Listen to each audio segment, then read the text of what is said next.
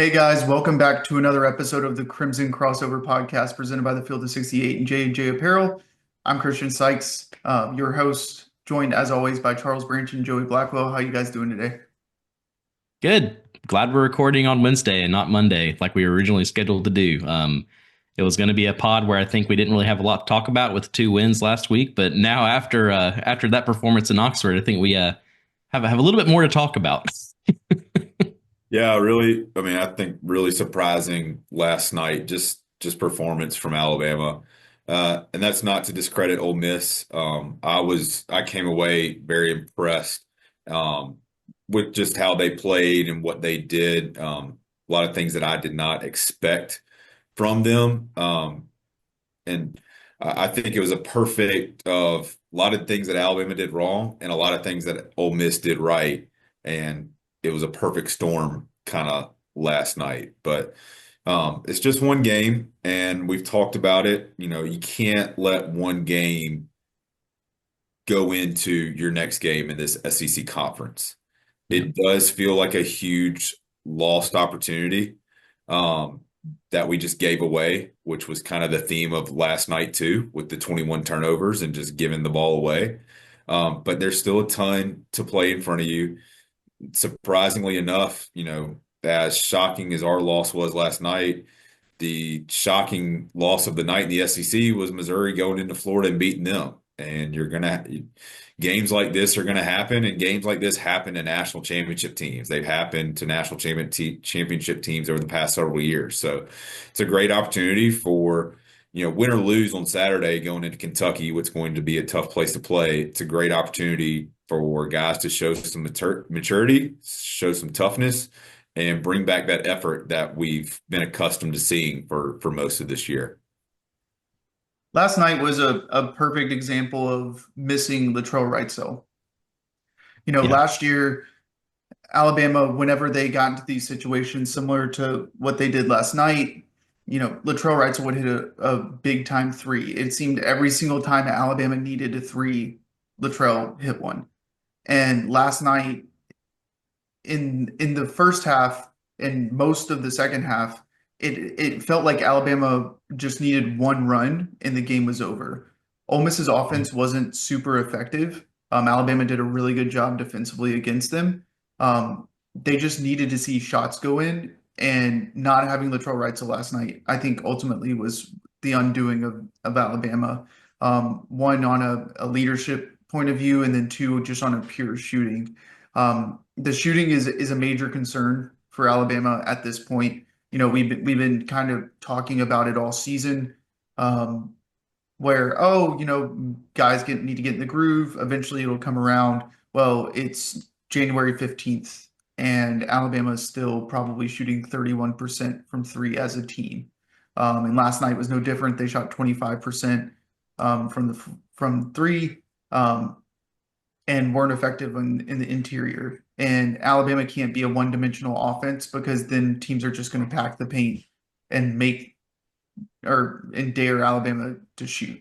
And the only two people that seem consistent enough shooting the three are Latrell Wrights, or not Latrell Wrights, so Mark Sears and Aiden Holloway at this point in time. So for moving forward for Alabama, if they have the same type of defensive intensity that they had last night, that's a good sign for Alabama because it was a very good defensive effort. The issue is that offensively you can't have 21 turnovers. The fact that Alabama kept that a 10-point game with the turnover differential of 14, and I think that they shot 22 more shots than Alabama, shows you the type of talent level that Alabama has to be able to keep games close. Ultimately, you just can't have 21 turnovers. And if you are going to have 21 turnovers, then you need to turn the other team over, and they didn't. Um, You either got to turn them over or you've got to decisively win the rebounding margin. And we only won the rebounding margin by two last night. I was going back through just the play-by-play box score. Our last turnover last night came at the 5:30 mark in the second half when we were trailing 59-51. And so you just think about, you know, you cut those turnovers to 14. and a lot of those being live ball turnovers. So you cut their 14 steals in half to 7. That's 7 crucial possessions that if you score on half of them, it's a tie game, and even possibly you're winning the game with some of the 3-point shooting or the 3-point shots that we typically take. And I think for me, that was what was so frustrating about the start of the game is because I told you guys, I really think we'll win this game if we reduce our live ball turnovers and we win the rebounding margin. And we didn't do either one of those. We came out by the first media timeout, we had already had 5 turnovers, had the ball coming out of the media timeout, and immediately turned it over again. And even through all that, we went to the first media timeout up 4-2. You think about if we take care of the ball and have good possessions and at least get shots up at the rim, whether they go in on the first shot or the expectation of maybe setting a tone and getting some offensive rebounds, you'd be going in the first media timeout up 8-2, 10-2, completely different ball game, especially with the crowd that we had last night as well. So it was not a good start. It was Nate Oates said in his press conference talking about how we just weren't ready to go. Um, and it was that. It was, the defensive chant late in the first half when we had the ball coming from the PA system. It was just a weird night, and things just didn't really align well for us. And again, I give a lot of credit to Ole Miss because they watching them in person, you could see how quick and how athletic that team is. They stayed in front of us all night. They jumped the passing lanes, and we were either not prepared for it, we weren't focused on it, we didn't listen to the game plan, listen to the coaching staff, or the players just never adapted to it. And of course, that's how you get to 21 turnovers over 35, 36 minutes of play at that point. Yeah, I remember Burner agreeing with me on the podcast last night about how it honestly was a game where it didn't seem like we won the rebounding game. We out-rebounded them 39-37, and it's just because Ole Miss was able to do so much when they were able to get the ball. With Alabama, it just seemed like we weren't effective. Another key stat from last night is the fact that we're, on paper, the best 2-point shooting team in the country. And they had more points in the paint than we did last night, 36-30. So when you have nights like that, it's obviously not going to go well. But Charles, you kind of took a point that I was going to say as far as, this team has struggled to start not just games, but start halves in general. And, talking about those other 5 or 6 turnovers before the first, media timeout, if you can just, turning over, having a turnover at the beginning of the game, that's understandable. You're still getting used to the pace. You're getting used to the other team. That's perfectly fine. But if you can reduce that number to 1 or 2, it really just sets a precedent for the entire game. And the problem is that when you turn over the ball that much, you're setting the precedent. And that I think this team just really needs to get their head wrapped around it. If you can start a half, that's the first 5 minutes. You don't have to make the whole thing. We'd prefer for you to play a great 20 minutes. But if you can start a half in the first 5 minutes and really establish yourselves, things kind of just start to fall quite often. They fall where you want them to go, or they go in the direction you want them to go. So this team just really needs to come out. They need to establish themselves more. It was really, from a fan standpoint, it was disappointing to see just how physical Ole Miss was playing compared to how we were, particularly when we were trying to protect the paint. We've done a pretty solid job of doing that all year, but last night they really out physicaled us. I think the results speak for themselves. So, we have a really tough road game coming up this Saturday. And I obviously wish we didn't have an L in the conference record right now, but I do think that a lot of the things that went wrong have been things that have really plagued us all season, but to a lesser extent. And so it happening right now at the beginning of conference play is pretty good timing that everything kind of came to a head last night. So now it all comes down to, how does this team respond to this? Do they see these mistakes and do they work on them, or do they tuck their tail between their legs and we go to Kentucky and get boat raced?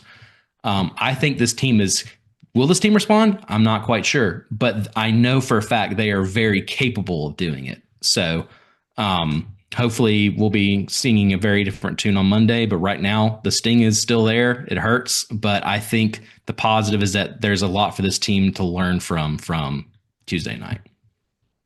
But and I also think that what also negatively impacted us last night too.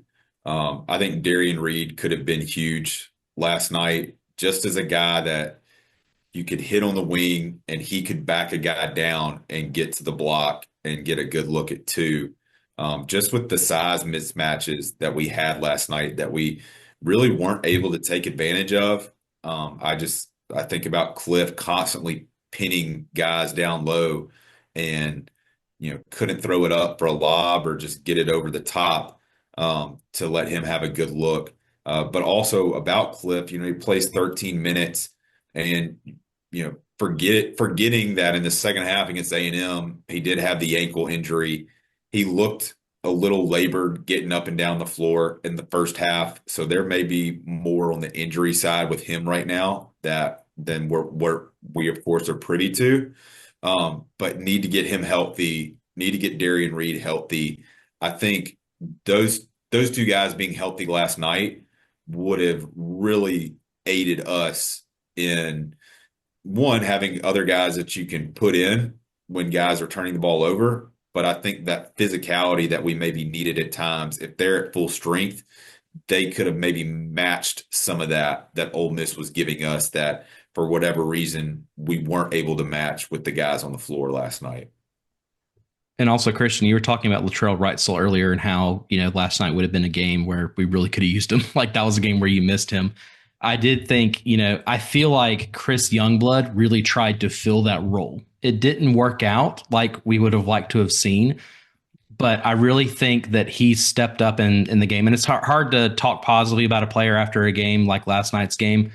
But, 2 for 8, from beyond the arc, that's disappointing. But he was getting a lot of really good looks. He was really trying to really spark those runs. He had those back-to-back threes, early in the first half, which was what sparked Alabama to really kind of, it's really what gave them the lead at halftime, really, even though it was so early. That's what created that margin.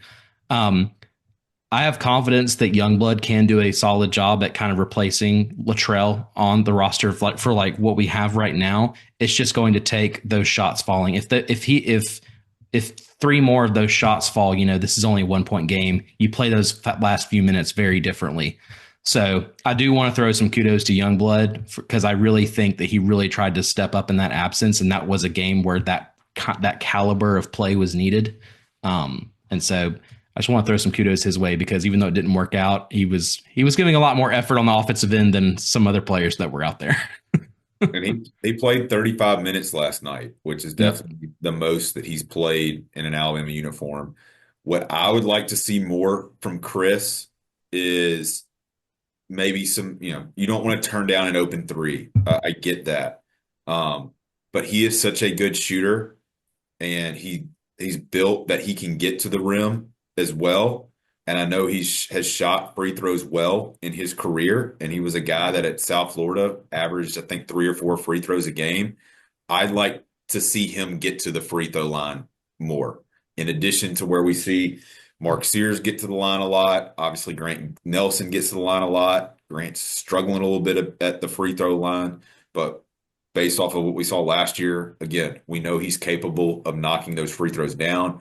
LeBaron Philon last night. I don't think anybody would have thought LeBaron Philon would have gone 0 of 8 and being 0 of 5, from twos at the rim last night. But again, those games happen, and he's a freshman. Those games happen for freshmen all the time.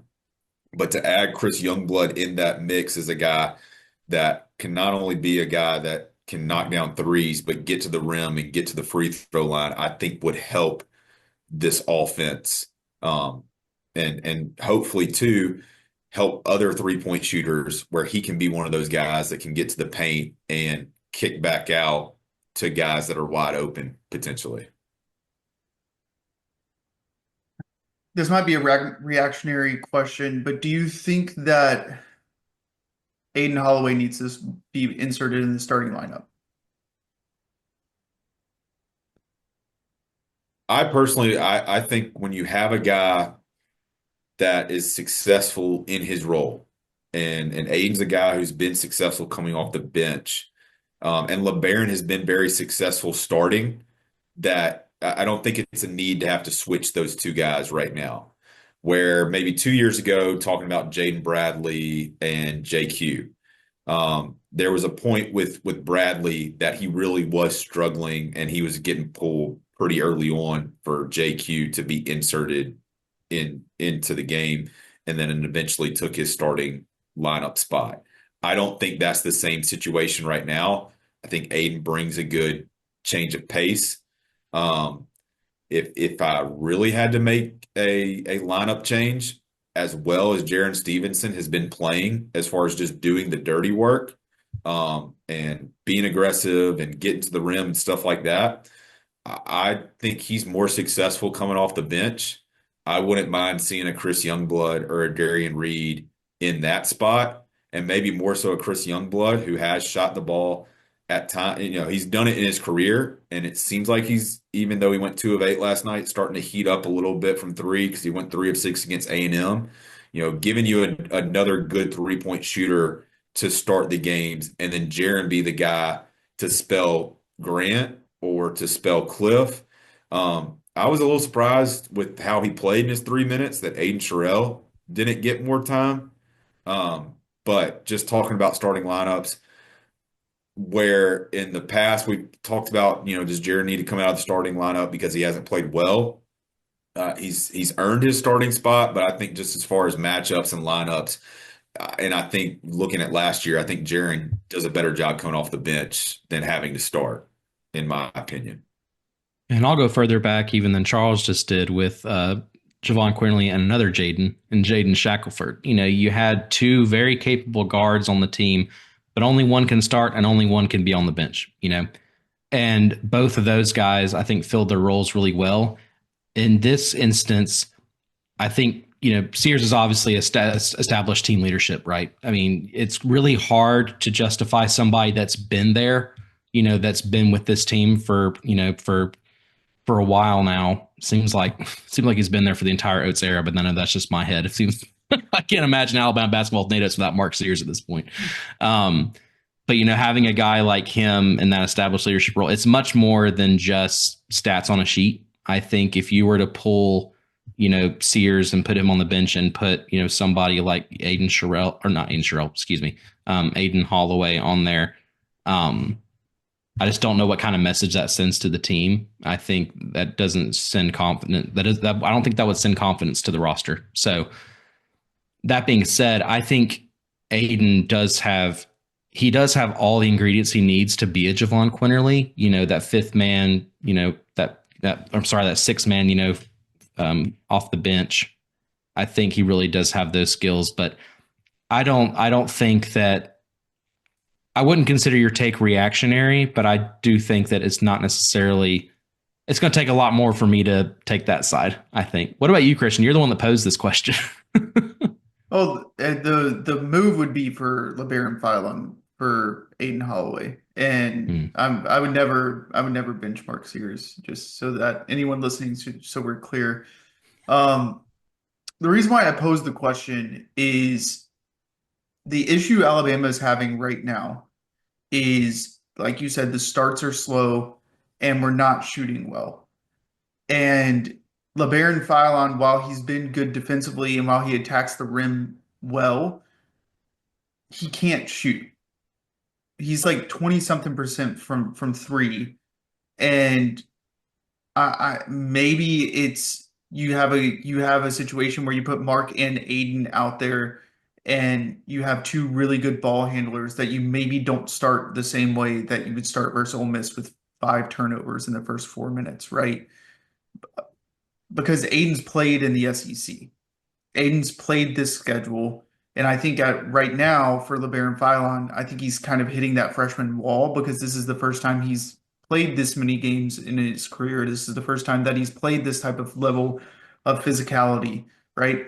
And I'm not saying LeBaron hasn't played well because he has, but maybe it's a situation where you bench LeBaron for a little bit, let Aiden get a little bit more comfortable. I also another good point that you brought up, Charles, was that maybe Jaren's better coming off the bench. Well, maybe Chris Youngblood's better starting.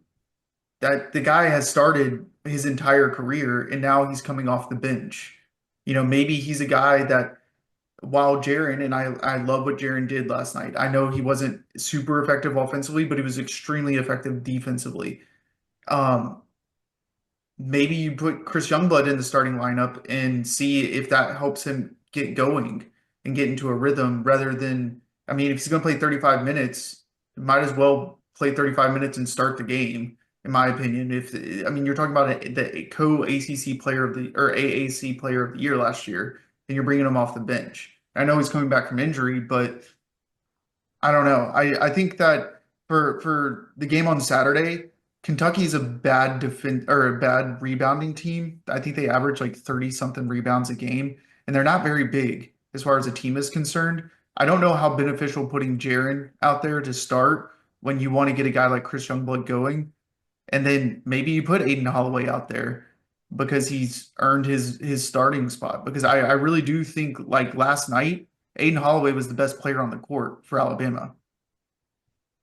It's just my opinion. So, um, I again, I'm not upset with any of the players or any of the effort or anything like that. It's just I also think that the fatigue was a major factor in the game last night. I mean, Mark Sears late in the game was limping around and did like every time he touched the ball, he would just immediately pass it to someone because he was exhausted. Grant Nelson was exhausted. Cliff looked like he could barely run. Um, the one guy that didn't look, too exhausted was Chris Youngblood, surprisingly, playing 35 minutes. But um, I think playing on Tuesday night, it's good for Alabama because you get that extra day of rest going into Saturday, and it being 11 a.m. game for or at Kentucky, I think it's crucial to get the start right. And that's why I posed the Aiden Holloway question because I think that starting the game is crucial because we saw the Kentucky Florida game and Kentucky can score when it needs to. So No, I think it's I imagine based off on how Coach Oates was in the press conference, there's a lot of things that are up for discussion right now. Um, you know, just not just starting lineups, obviously the offense and the best way to attack. Um, I still think that with this team, uh, that this is a team that needs to attack the rim first and maybe take more shots at the rim than looking to kick out for threes. I understood the game plan against A&M because of their size that you would want to get 43-point attempts up. Last night, I was, yeah, 23-point attempts I'm good with, and we weren't efficient at the rim. And I think that's part of our inefficiency was, again, credit to Ole Miss for being in front of us, but we also had some great sets coming out of timeouts that I imagine we could have pulled back out and gotten some really good looks at the rim too. I We're still going to shoot our 25, 33s. I know that's going to happen, but I do feel like I would like to see this team to continue to attack the rim first and shot at the rim first being the first priority instead of just getting to the paint and looking to kick out. And I think what that would do too is continues to get a guy like Cliff Amore involved on the offensive side. I don't think he needs to be involved on the offensive side for him to play good defense, but games where we've been really, really successful, he's had good offensive games too. And just the last thing on that, as far as good starts, we've not seen this Alabama team have a start to a game from three like we may be accustomed to at times with other Alabama teams where they start 4-4, 5-5, and basically throw a knockout punch in that first 5 or 10 minutes. So to your point of changing the lineup and maybe putting an Aiden Holloway in or a Chris Youngblood and get some more 3-point shooters, I agree with that too. Because we don't with the current lineup, while those guys can shoot threes, it just has not materialized yet. Well, and you're thinking of the starting lineup, right? LeBaron Filan's like 25% three-point shooter. Jaren Stevenson's around a 20% three-point shooter. Grant Nelson's a 26% three-point shooter. Cliff's not going to shoot threes. That's four. Cliff should shoot threes though. He's got But watching him in warm-ups, and again, it's not a quick release like Youngblood, but both him and Aiden have pretty good form, and he was knocking some down in warm-ups. Again, I understand that's probably not the shot that you want, and you want him around the rim because you want him to get putbacks and stuff like that. But there's a little bit more there if he had to play out behind the perimeter, whether it's setting a screen and then rolling for a quick three or stuff like that. You're right. Yeah, I don't think we'll see it, but there's more potential there than maybe Charles Bediako throwing up a three or something like that back in the day. didn't I Chuck would shoot a love. three? Yes. I would love to live in a world where Cliff gets a fast break three. somebody driving it. That would Well, be a beautiful world. I think he averaged like one or two three-point attempts a game last season. Mm, So it's not like he doesn't shoot threes. He's just, I mean, maybe they don't want him to. I mean, there's been times where I've seen him wide open. I'm like, shoot it. Like, yeah, might as might as well. well. Yeah. That's how Grant figured out he could hit a three when people wouldn't guard him at the line. I'm a little surprised we have not. I know we've attempted it, and it would probably been more unsuccessful than we've been successful this year. And teams have, they saw the film on what we used to do with Bediako and Nick Pringle and probably know how to better defend that pick and roll. But I'm surprised we have not found more opportunities in a pick and roll situation to get a lob for Cliff at the rim this year. Well, in order to do that, you have to not turn the ball over. That is very true. Yeah. I think that's their value the number one. basketball. Yeah, I think that's their number one priority right now, is just not turn the ball over. I'd also like to let our listeners know that Bama did have 2 wins last week. We've only talked about the Ole Miss game so far, but Oh yeah, did I we forgot we want to did talk about record. the games? Yeah. Well, I do want to end that on a positive note, in that, the South Carolina Bama did look really good at South Carolina. That was one of their better performances of the season. That rough, yeah, we all had to endure the 3 hours of pain for that Texas A&M game, but at least that ended in a win. So, Christian, I have a question for you, both you and Charles. What are y'all's thoughts? Starting, if you had been told, heading into the Oklahoma game, okay, Bama's going to start the SEC, start conference play 3-1. Would you have taken that, or would you have liked to have seen a little bit better? look, I think you stole one on Saturday versus Texas A&M. I kind of predicted that we would lose that game, which I think we talked about this last night on the space. Like, if you told any Alabama fan that you'd start 3-1, don't tell a fan what game you lost or whatever. I think that they would be happy with that, right? I think the issue with Alabama fans is you start 3-0 and you look at the Ole Miss game and you're like, okay, well, Alabama, and maybe that's what the players did too. Maybe they looked at the Ole Miss game and like, oh, we're going to win that game. It's Ole Miss, right? And I think the issue is that you feel like you gave one up, just like you stole one. Um, so if you would have told me that we start 3-1, I'd be happy with it. I wouldn't be upset. Yeah, I'm in the same boat.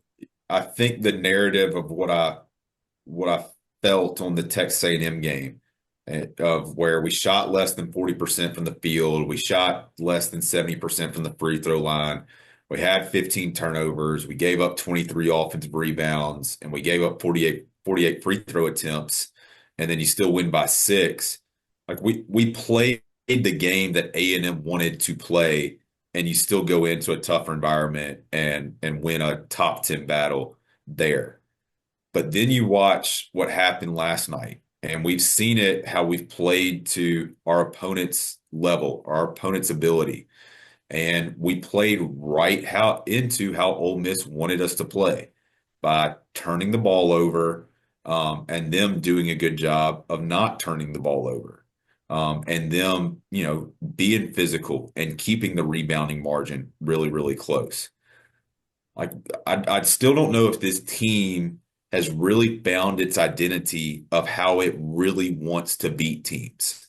Um, we put it on Oklahoma, we put it on South Carolina, but I still don't know, what do you say about this Alabama team as far as this is what they're going to do to you? It's not shooting threes successfully right now.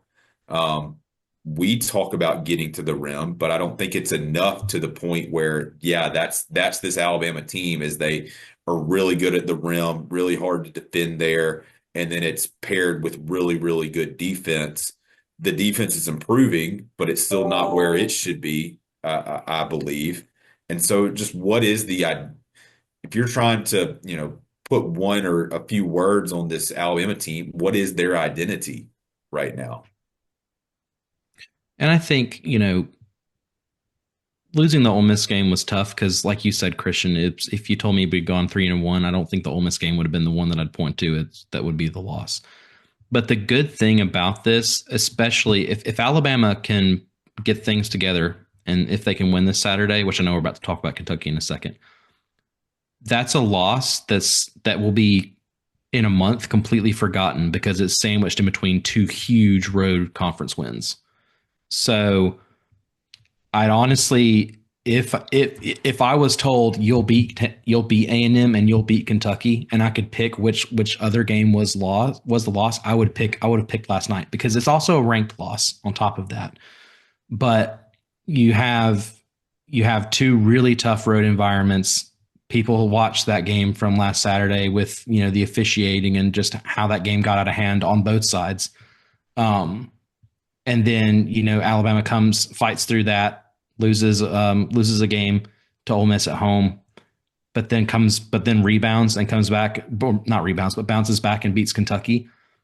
It's kind of a perfect recipe if Bama can get the win this weekend. If they can't, then you got to start worrying about a slide coming up. But I think really it's positioned perfectly to where anybody that's pulling their hair out and anybody that's upset, it's way too early to be thinking that way. This loss can still be an opportunity.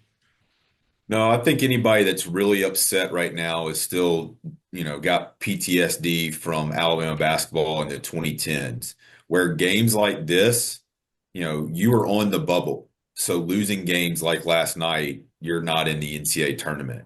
And I think that's where a lot of that frustration probably comes from. And you talked about it a little bit last night as far as what's going on across the state. We haven't played very well at home, really, except in a couple games.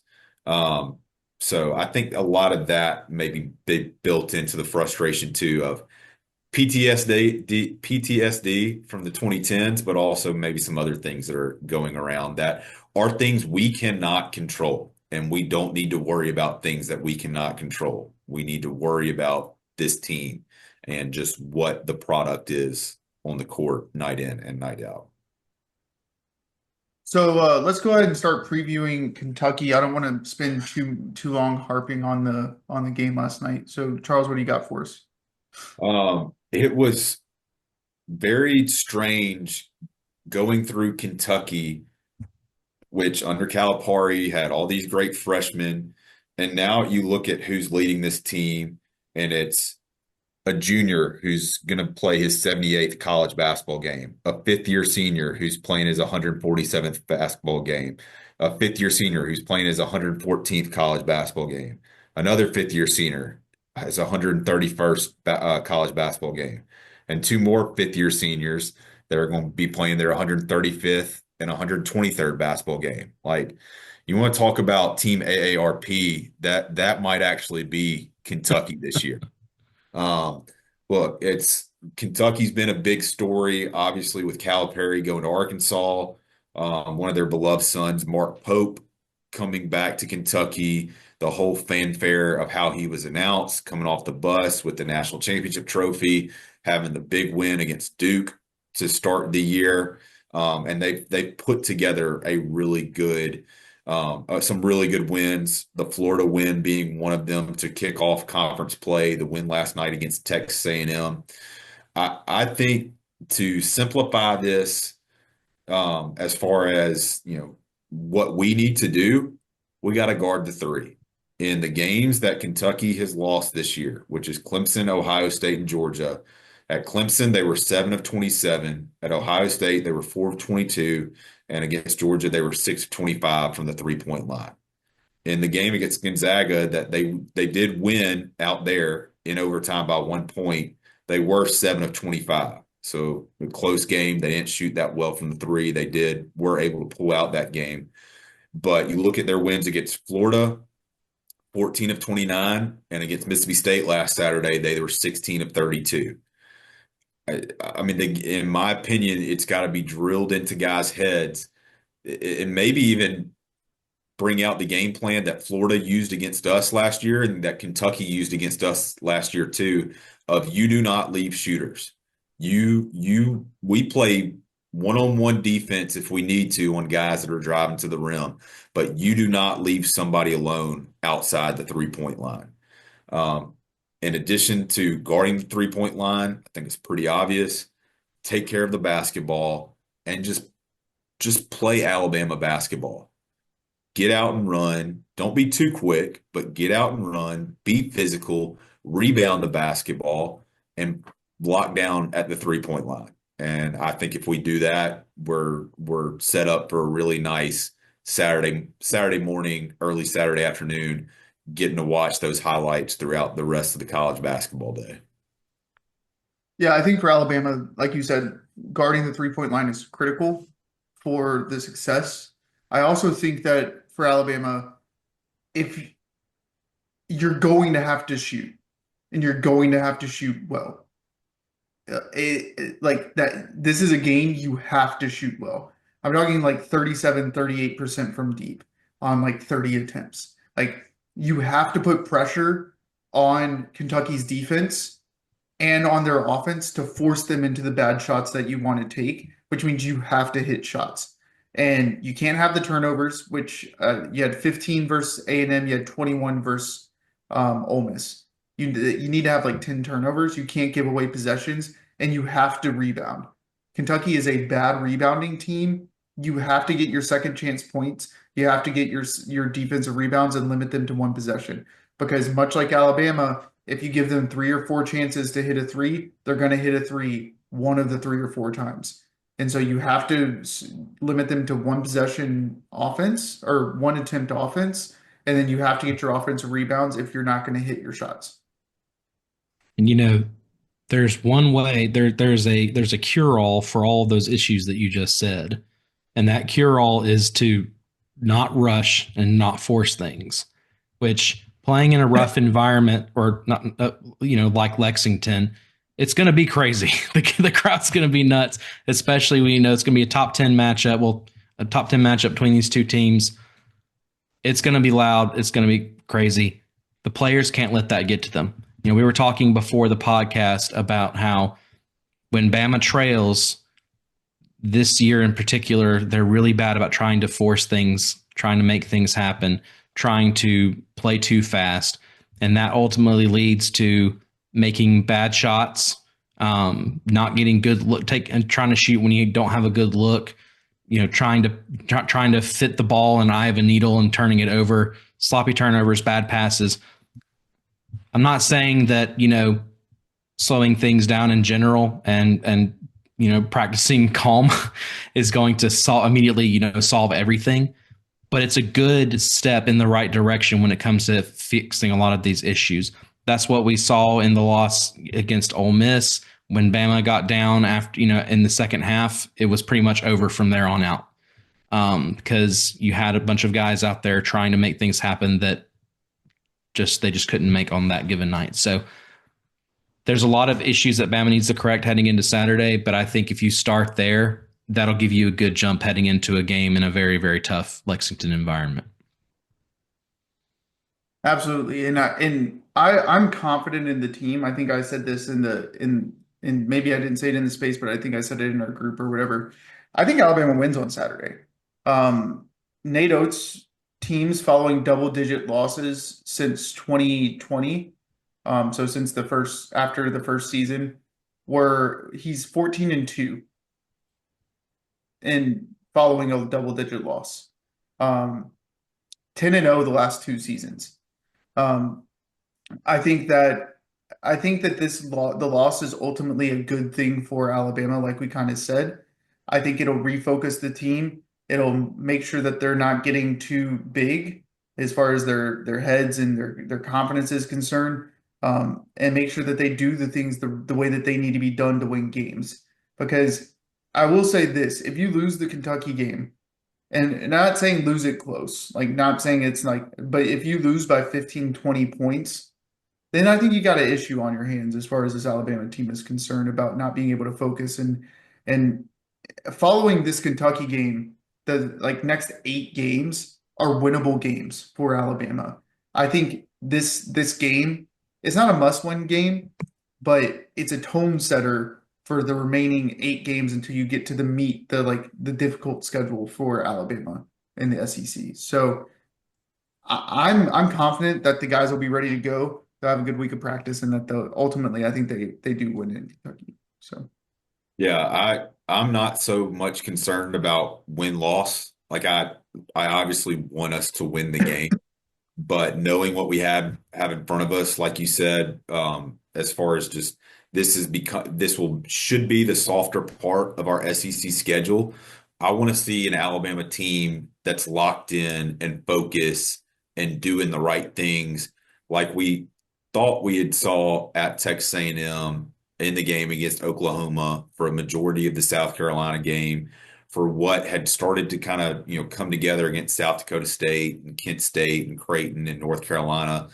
Like I agree, the rest should help.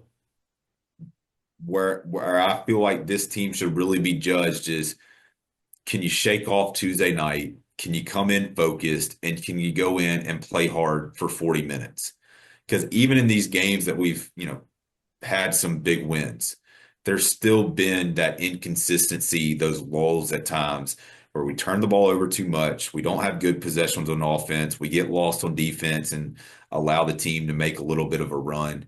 Like, can we just lock in for 40 minutes and play the way we feel like this team is capable to play?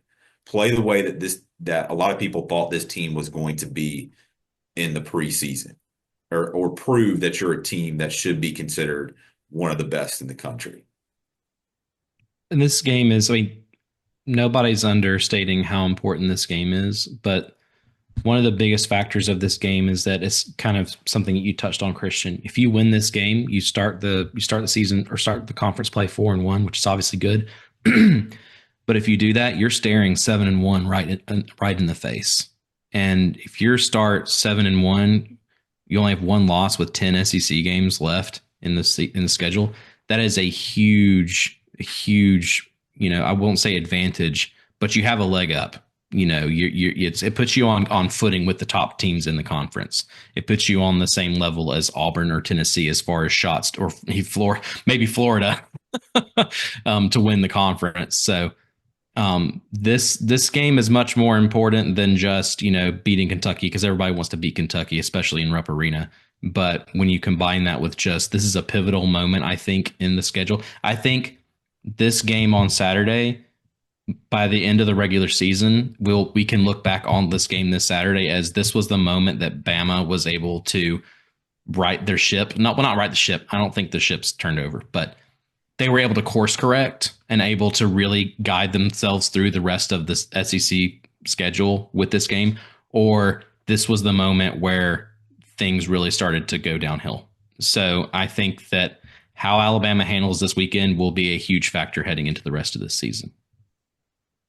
absolutely. Well, did I miss anything I will mention real quick, outside of the men's basketball team. I think this is coming out. What is I? tomorrow or Yeah, Thursday? tomorrow, Thursday. Yeah, So, Thirsty Thursday. so anybody that's listening to this early Thursday afternoon, um, the South Carolina women's team is coming to Tuscaloosa and playing our girls team. Thursday night. I think it's 6 o'clock. We had a huge win at Ole Miss, a big bounce back game coming off of losing at Texas. I think we're currently 19th in the country right now. I know they would love a huge crowd and a lot of support.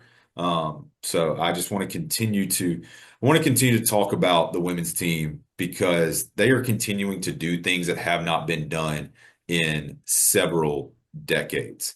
I think they're pretty fun to watch. They shoot a lot of threes too. So if you can make it to a great game, be there, be loud. I know they would enjoy your support. They're going to be a team that's going to be in the NCAA tournament, which still to me is just remarkable that the Alabama women's program is back in the NCAA tournament after how bad it looked when I was in school down there in the early 2010s. Yeah, and go. We were supposed to. So I know we kind of teased this.